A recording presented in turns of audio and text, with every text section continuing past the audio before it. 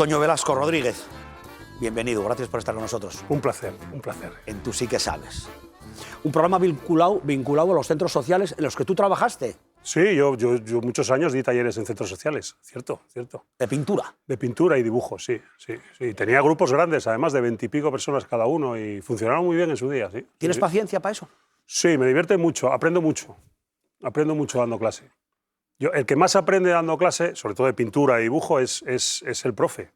Porque el profe ve a un montón de gente hacer experimentos. Entonces, si aprendemos con la experimentación, cuando tienes a un montón de gente experimentando delante tuyo, pues tú eres como, yo soy como una esponja. Entonces, es como, para mí es como, yo abuso de los alumnos, aprendo mucho de ellos. Tienes una inteligencia sobrenatural, ¿eh, No, Toño? ¿qué va? Sí. ¿Qué va? Si te digo yo. Lo dudo.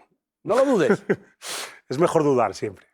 Pero decimos aquí, es un paisano fino, Bueno, no sé. inquieto. Soy un paisano, eso lo tengo claro.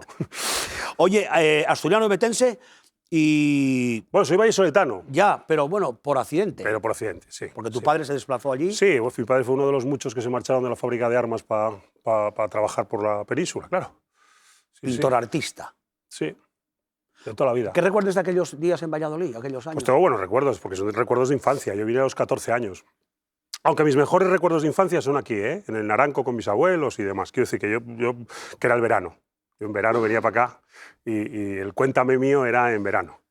Y aquí en Asturias. Pero tengo muchos recuerdos de Valladolid. Valladolid es una ciudad dura, ¿eh? Ahora ha evolucionado mucho, pero Valladolid cuando yo era niño ahí era una ciudad dura, ¿eh? ¿Dura por qué, Toño? Pues era una ciudad dura porque era una ciudad de muchos contrastes. Era una ciudad que tenía el Valladolid de toda la vida, que era donde estaba Capitanía General de Caballería, y había ahí una altísima burguesía. Ahí estuve yo cuando la mili. Claro, y había ese Valladolid así como muy retro y muy tal, y a la vez era una ciudad universitaria y a la vez era una ciudad con un potencial industrial muy grande. Entonces había muchísimos obreros, muchísimos estudiantes y luego pues muchos militares y mucho tal. Entonces era un caldo de cultivo bastante duro.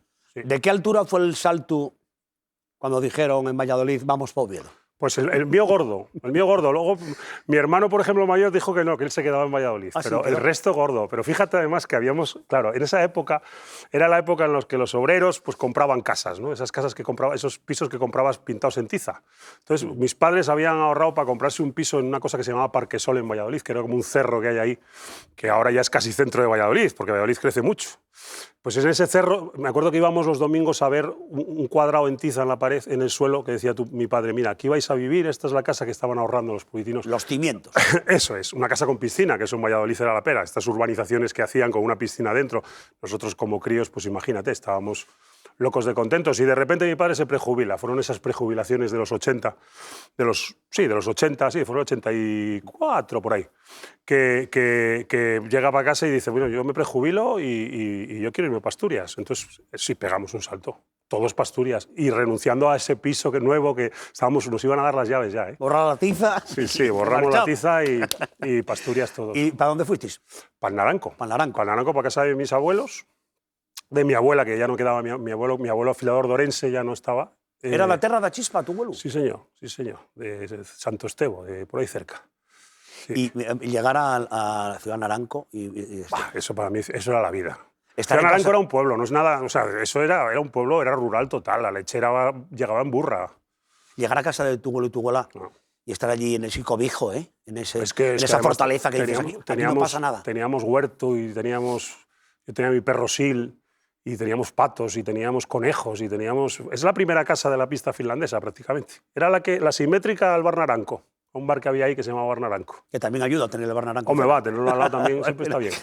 Oye, y los olores de casa de los abuelos. Sí, sí. Yo me acuerdo del olor... Claro, es que cuando ya vivimos aquí no sabemos cómo huele Asturias, pero cuando vives en la meseta, el olor de Asturias, eso lo recuerdo perfectamente. Un olor que luego había unas máquinas, ¿no te acuerdas en los bares que pusieron unas máquinas de ozono? Sí. Que era para limpiar el ambiente, que olía muy mal, olía como a tierra mojada. Pues ese olor a tierra mojada... Sí, bueno, perdona, eso sigue habiendo, Toño, Sí. que vas a algún bar Sí. a hacer pis Sí. y pégate un fogonazo de ambientador. Sí, como si y te sales allí- echaran tierra mojada a la cabeza. Y sales allí ya Sí, perfumado. bueno, pues algo así, pues ese olor es el de Asturias, el de la tierra mojada, o cuando está la tierra muy seca y de repente empieza a llover, ese olor es el olor que me trajo a mí siempre a Asturias. Sí. ¿Y cuándo descubriste la pintura?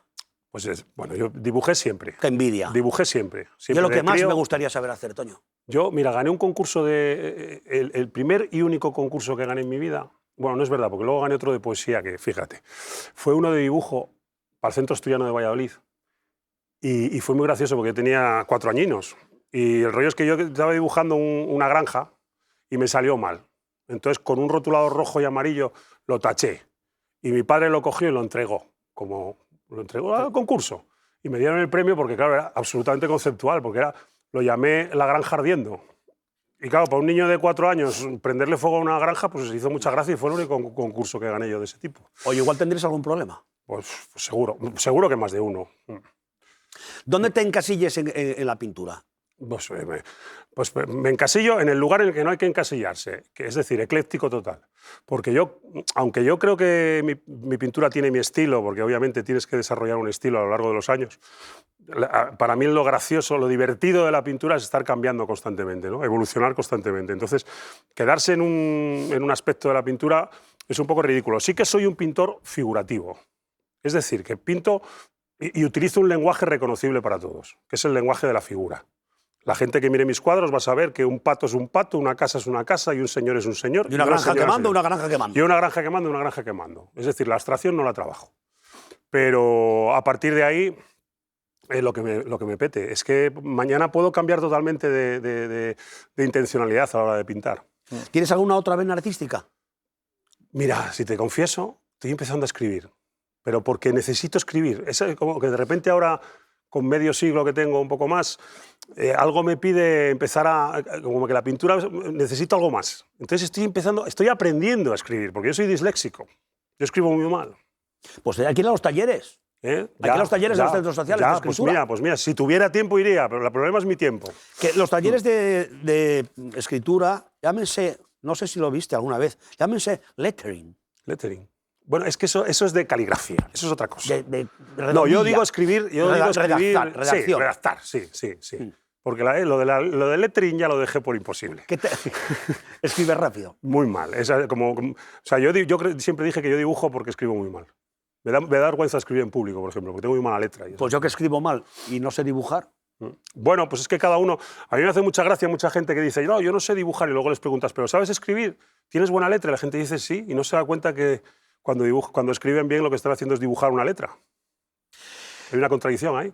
¿Qué te gusta escribir? ¿Qué estás contándote? Ay, no sé. ¿Sabes lo que pasa? Que desde hace muchos años decidí observar las cosas, observarlo todo, y mucho lo pinto, pero luego hay muchas cosas que pienso y que con la pintura no llego.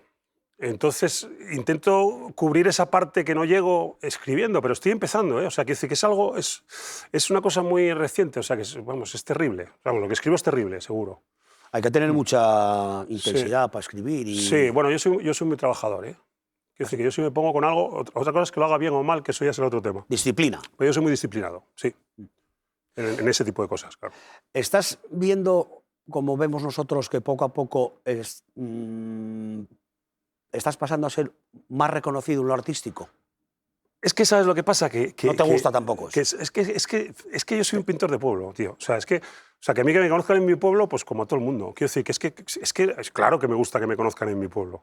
O sea, me encanta que me conozcan en mi pueblo. Pero no desde el punto de vista... No me gusta ser la fama y esas cosas. Eso sí que no me gusta. Me gusta ser conocido y conocer al del bar y que te llamen por el nombre y yo qué sé, ¿no? Y que la gente te salude por la calle, eso es súper agradable. Y te digan cosas bonitas, ¿a quién no le gusta eso? Pero hasta ahí, hasta ahí. Hablando de bares, cuéntanos la época aquella de... Bueno, pues la época esa es la época de casi todos los jóvenes que en su momento empiezan a entrar en el mercado laboral, como yo, que era, pues yo empecé a los 17. Empecé a los 17 trabajando en un bar que se llamaba Terminal, en Pérez de Ayala, al lado de la Zumería y todo eso. Y a partir de ahí, pues fíjate, trabajé en el Riego, trabajé en el Plaza cuando empezaba, el Plaza pequeñito, trabajé en el Ícaro, fíjate tú, trabajé en el Ícaro. Y trabajé en 1000 bares, en el 13, en un montón de bares. Y luego al final, con un amigo mío que se llama Marcos González Apico, pues montamos la Reserva. Que ese fue el pub que ahí estuve yo 11 años en ese pub. Y en los 90 pues pegó mucho, era un antro pequeñito. que muy libre, muy abierto, muy abierto.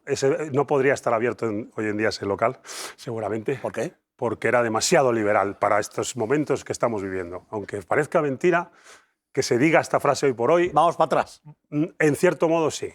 Hay aspectos en los que sí. Y en cuestión de libertades, sin duda. Era muy cosmopolita, además. Sí, sí, sí. La verdad es que salió en El País de las Tentaciones un texto que decía la mejor música de Oviedo si consigues llegar vivo abajo, porque había unas escaleras muy rotas y muy tal, y ya llegar abajo ya era un acto de valentía. Ahí también aprendiste, claro. Aprendí mucho a observar a la gente. La escuela de la barra y la escuela de la noche, si consigues salir vivo de ella, es la mejor escuela, o por lo menos es una escuela muy rica, porque aprendes mucho de cómo somos, de nuestras vanidades. La gente te cuenta mucho. O de lo, Eres un psicólogo. O de lo que no hay que hacer. Claro, eres como un cura también, porque la gente... Ahora ya creo que ahora es diferente. Ahora ya la gente, ya ese concepto de bar, de ir al bar y contarle tus cosas al camarero, y ¿sabes? Esas cosas, yo creo que ya no... Por ejemplo, en aquella pues se decía la penúltima. Yo no sé si eso se sigue diciendo. Yo la última nunca me gusta. Pues sí, se decía la penúltima o la espuela. Nunca le decías a un cliente otra cerveza, le decías una cerveza, porque nadie tenía por qué saber que ese cliente se había bebido las que fuera antes. Quiero decir que había unos códigos. Yo no sé si esos códigos siguen existiendo. Y confidencia. Y confidencia. Nada, decir, ayer estuvo aquí fulanito... Y oír, ver y callar. Y aprender. Y oficio. Sí, sí, yo creo que sí. Aparte de la escritura ahora... pintar sin parar. Es que pinto mucho, estoy todo el día trabajando. Quiero decir que yo a las 9 estoy en el taller y a las 9 salgo. Todos los días. Y si el fin de semana no hay un plan mejor, yo me voy al taller. Entonces... ¿Y volver a los centros sociales no te apetecía? ¿Volver a los centros sociales no te apetecía? ¿Sabes lo que pasa? Que yo, en mi propio taller desarrollo esa labor. Es decir, yo tengo mi propio espacio en el que doy las clases y demás. Entonces no tengo tiempo para mucho más. Y realmente a alguien torpe... No lo digo esto... A ti te pongo a pintar y a dibujar y además vas a evolucionar súper rápido. Lo hagas como lo hagas, te lo aseguro. Yo siempre pinté esto, mira. Con un 6 y un 4, y un 4 hago la cara de tu retrato. Muy bien, bien, fenomenal. Pues es un principio, es un principio. Y luego hago otra, no sé si tenéis plano, de John Travolta, mira.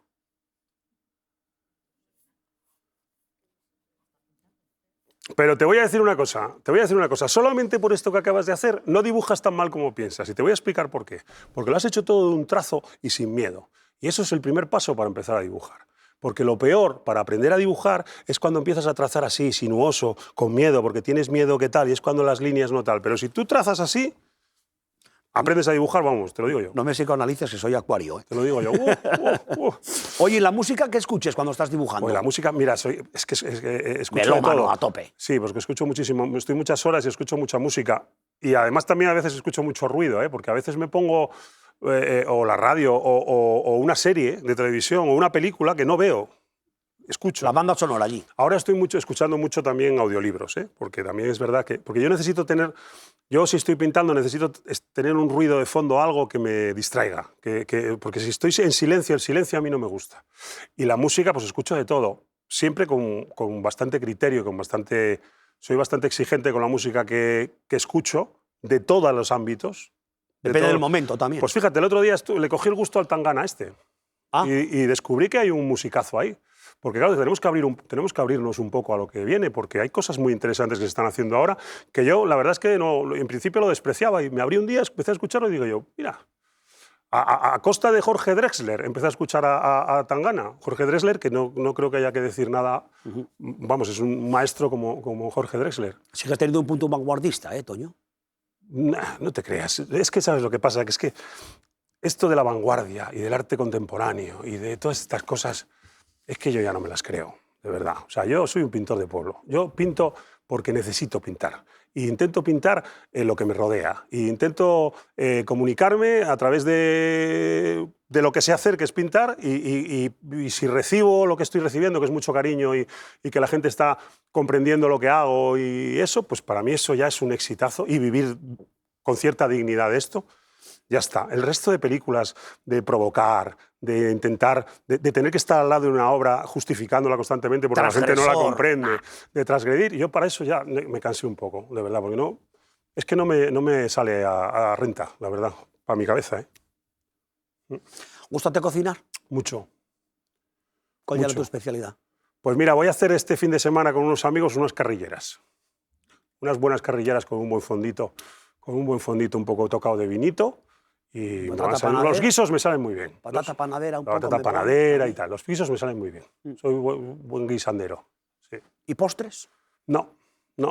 Es que soy saladete yo. No soy muy de dulce. Es un salado. Sí, yo soy saladete. Sí. Yo prefiero unas aceitunitas y unas patatas que unos pastelitos. Sí. Pues aquí en cada capítulo tenemos una receta. Ah, sí. Bien. Y entonces vamos a invitarte a ver la receta de hoy. Fenomenal. Gracias, Toño Velasco. Muchas gracias a vosotros. Que siga el éxito. Gracias, muchas gracias. Vamos con la receta. Gracias. Gracias.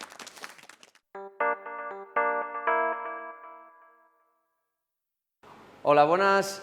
Estamos aquí en Itepa. Hoy vamos a preparar un producto que a mí personalmente me encanta, que es una crema de untar, cremas untables. Y para ello vamos a hacer, vamos a utilizar vainilla, vamos a utilizar un azúcar que vamos a caramelizar. Tenemos nata, tenemos leche, tenemos dos tipos de azúcar que le van a dar diferentes texturas a nuestra crema untable, que es la glucosa y el azúcar invertido. Luego tenemos una mantequilla anhidra, que es una mantequilla que no tiene nada de agua, una mantequilla seca. Luego tenemos manteca de cacao, sal y lecitina de soja. Hoy vamos a hacer una crema de untar de caramelo salado. Bueno, vamos a arrancar con esta elaboración. Antes de nada, como ya os comentaba, vamos a hacer un caramelo, pero es muy importante en esta elaboración tener el resto de productos a una temperatura caliente, tirando a caliente, porque si no va a haber mucho contraste a la hora de volcarlo sobre ese caramelo, va a haber mucho contraste de temperaturas y puede saltarnos y salpicarnos el caramelo. Entonces vamos a meter aquí la nata, vamos a poner la nata, vamos a poner la leche, vamos a poner la glucosa, que la glucosa la utilizamos porque nos va a dar, a la hora de degustar esa crema, nos va a dar esa textura, pues esa textura de hilo, ¿sabes? Va a quedar una textura muy, muy chula, como cuando te comes una chocolatina estas que rompes y es así como textura de hilo, pues nos va a dar esa elasticidad a la crema. Luego ponemos el azúcar invertido. Este azúcar lo que hace es que no es como un azúcar normal, un azúcar de sacarosa, sino que esta lo que va a hacer es que no te va a recristalizar el azúcar y no van a aparecer esos granos de azúcar en la crema. Entonces vamos a tener esa textura cremosa siempre, durante mucho tiempo. Es una crema que nos puede durar perfectamente, una vez hecha, 4, 5, 6 meses sin problema. Bueno, pues tenemos aquí la nata, la leche, la glucosa, la tremolina. Vamos a poner también la sal y vamos a abrir esta vaina de vainilla para infusionar un poquitín esta nata con la leche. Vamos a poner aquí. Es una vaina de vainilla bourbon. Dentro de la vainilla pues hay muchas variedades. Tenemos la Tahití, tenemos una de México, pero bueno, esta bourbon es la que más se suele utilizar. Pues ponemos ahí y nunca tiramos las vainas, aunque estén limpias, porque lo que se puede hacer es secarlas, triturarlas y la podemos utilizar como si fuera un azúcar de vainilla. Lo mezclamos con azúcar y para hacer unas palmeras o para añadir alguna elaboración, pues nos da un sabor muy muy rico. Entonces lo aprovechamos todo. Vamos a llevar esto a microondas y empezamos con el caramelo.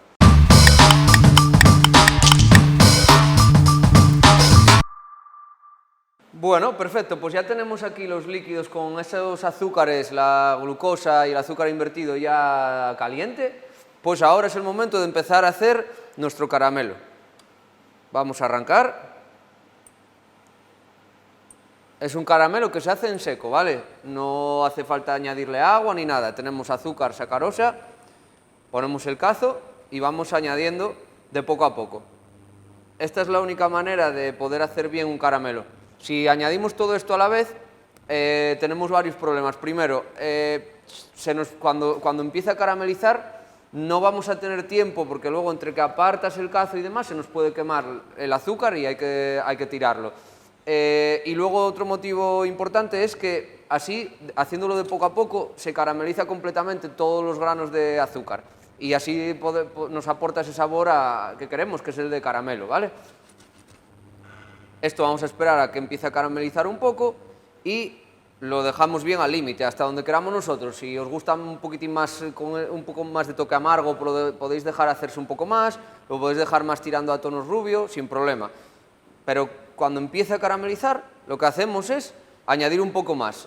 Esta es la manera de hacer el caramelo bien porque tú al añadir este azúcar cortaríamos la cocción y evitas que se te queme el caramelo.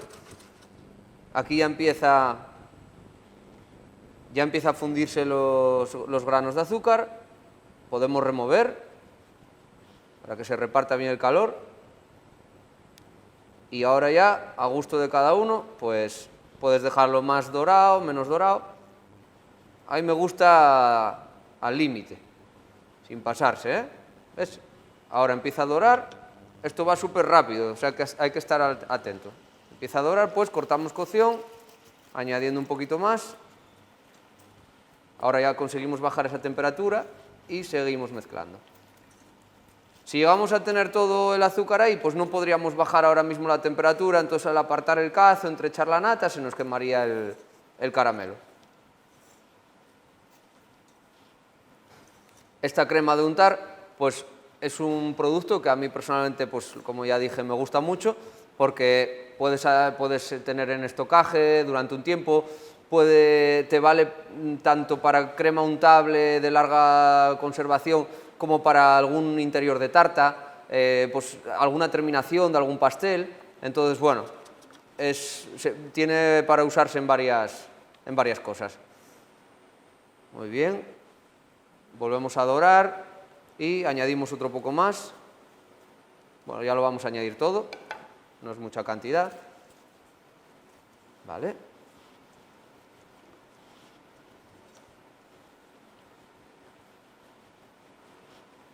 Vamos a bajar ahora un poco el fuego para que se mezcle bien.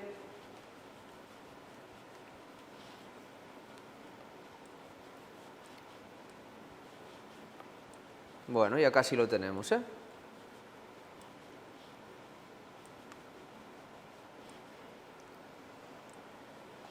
Bajamos el fuego y vamos a ver que ya no hay cristales de azúcar, ya es todo un caramelo. Y ahora es el momento de decir, bueno, ¿qué lo quiero? ¿Un poquitín más dorado, un poco menos dorado? Pues ahora ya cada uno decide. Yo le voy a dar nada, muy, muy poco más. Ya vamos a apartar esto. Y cuando tengamos el color que queremos de caramelo, tenemos esta mezcla bien caliente, con la vaina de vainilla, los azúcares, y vamos a añadir de poco a poco. Vais a ver por qué hay que calentarlo. Pues añadimos un poco, ¿veis cómo hierve? Entonces esto es muy peligroso si añades esto en frío y esto está muy, muy caliente, pues puede saltarte. Entonces, mejor así. No hay tanto contraste de temperaturas y te evitas problemas. Echamos un poco más. También muy importante cuando hagamos este caramelo, utilizar un recipiente pues, con altura. No utilizar un cacillo pequeño porque, bueno, ¿veis cómo se pone?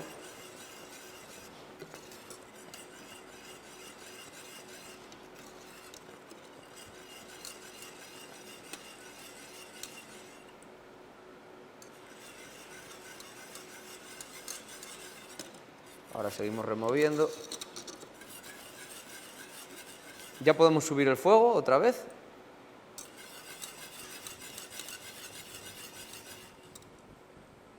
Echamos las vainas también, ¿eh? Luego simplemente es escurrirlas de este caramelo y secarlas para hacer, como os comenté antes, pues triturarlas y utilizarlas para mezclar con azúcar o para echarlo en un hojaldre, para hacer unas palmeras, por ejemplo. Y tenemos ese toque de vainilla que es muy, muy rico. ¿Cuándo tenemos que parar de cocinar esta crema? Pues vamos a parar cuando, como es untable y nos interesa la textura de hilo, pues vamos a pararla cuando esté a unos 107 grados aproximadamente. Que queremos una crema untable pero más ligera para cubrir, por ejemplo, un brownie o algún tipo de bizcocho, podemos dejarla a 103, 104, eso ya cada uno decide la textura que quiere. Cuanto más temperatura consigamos aquí dentro, lógicamente pues está evaporando los líquidos, está evaporando agua, más textura densa nos va a quedar la crema. Vamos a poner un poco más bajo el fuego para que no nos salpique y seguimos cocinando.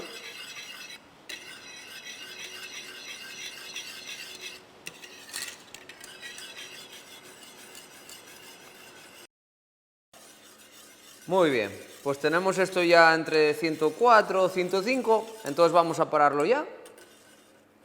Apagamos. Así.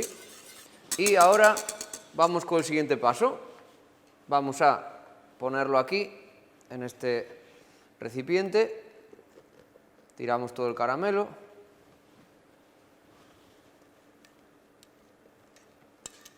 Y ahora vamos a añadir la mantequilla. Muy importante, si queremos que esta crema sea de larga conservación, muy importante utilizar una mantequilla, pues es una mantequilla seca, una mantequilla que no tenga agua, ¿vale? Esto evita que nos enrancie la mantequilla cuando tengamos la crema 2 o 3 meses. Si usamos una mantequilla tradicional, nos puede dar problemas de que, pues, lógicamente, pues, pueda pillar sabor rancio. Entonces, por eso utilizamos esta mantequilla, que es lo mismo que se utiliza en bombonería, cuando queremos productos que nos aguanten tiempo. Pues añadimos aquí la mantequilla, añadimos la lecitina de soja. Si queremos hacerlo en casa no hace falta tampoco utilizarla, simplemente es porque si contamos vender esta crema en botes y lo demás, la lecitina lo que hace es agarrar esa grasa y te evita pues, que decante, como podéis ver es una crema muy grasa. Tenemos la mantequilla, que es mucha cantidad, tenemos esta manteca de cacao que tenemos que añadirla también, que al final es una grasa. Entonces, con la lecitina lo que hacemos es que agarre esa grasa y no se nos decante y no nos encontremos pues, la grasa arriba y los sólidos abajo. Bueno, tenemos esto ya listo y vamos a emulsionar esta mezcla.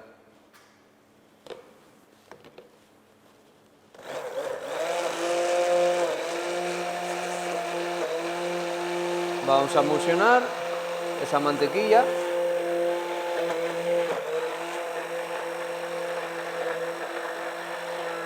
Cuando ya tengamos la mantequilla totalmente incorporada en el caramelo, vamos a añadir ahora, para aprovechar ese calor, esta manteca de cacao.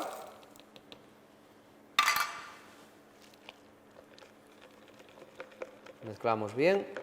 Como tiene un calor ya importante, pues esto lo podemos añadir sin fundirlo y se nos va a incorporar muy bien.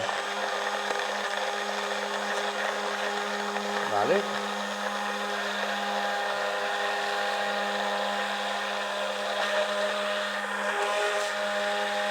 Es muy interesante esta crema si añadimos, por ejemplo, sustituimos esa parte de la nata por un puré, por ejemplo, por un puré de frambuesa, pues podemos tener un tofe de frambuesa, podemos hacer una crema con toque cítrico, a limón, se le puede añadir una ralladura de lima. Entonces, bueno, es una crema que a mí me gusta mucho, la verdad.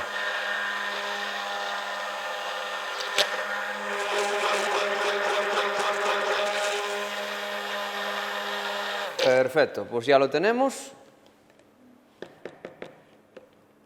Vamos a dejar esto aquí apartado. Y ahora ya nos vamos a dosificar esta crema.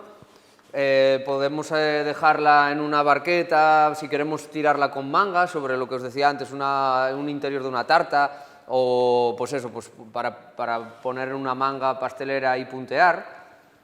Pero primero que repose bien, porque ahora aunque se vea muy líquido, luego ya veréis la textura que tiene. Entonces ponemos aquí y vamos a... En este caso vamos a añadirlo en estos botes y ya podemos tener para desayuno unos cuantos días. Pues así, los vamos a llenar hasta aquí.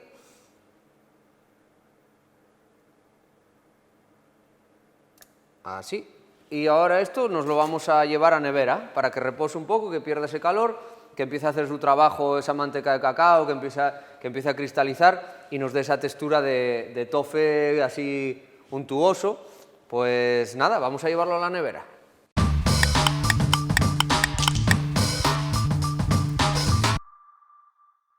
Bueno, pues ya tenemos nuestra crema untable, ya reposó en nevera.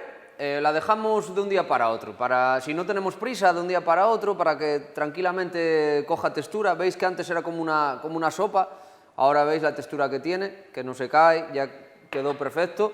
Y ahora podemos hacer dos cosas. Podemos o envasarla así tal cual, como está, que a mí es como me gusta, pero si somos más golosos y queremos darle un toquecín crujiente a nuestra crema, para que a la hora de comerla pues tengamos ese crunch, ese toque crujiente, elaboramos un streusel, que es digamos una galleta de mantequilla. Muy sencillo de hacer en casa, muy sencillo, porque al final son todo a partes iguales. Por decirte, son 250 de mantequilla, 250 de harina, 250 de azúcar y simplemente 250 de un fruto seco que queramos.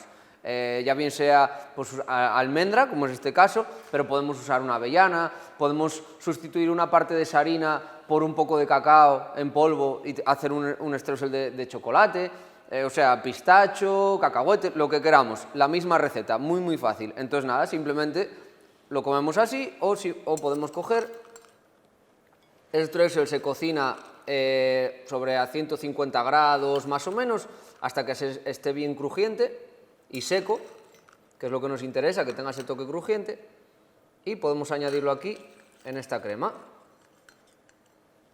Aquí un poquito y lo tendríamos así. Metemos la paleta para que veáis la textura. Vamos a ver si quedó bien. ¿Veis? Perfecto. Esta textura es la que nos interesa. Esta textura así que la ves y ya te apetece meter la cuchara en la boca. Esto podemos mezclarlo así en casa y tenemos esa crema untuosa de caramelo con ese punto de sal y esos toques crujientes del streusel entre medias. Vamos a cerrarlo porque ahora nos quedó un poco feo así después de revolverlo. Y ahí tendríamos nuestra crema de untar de caramelo salado con vainilla.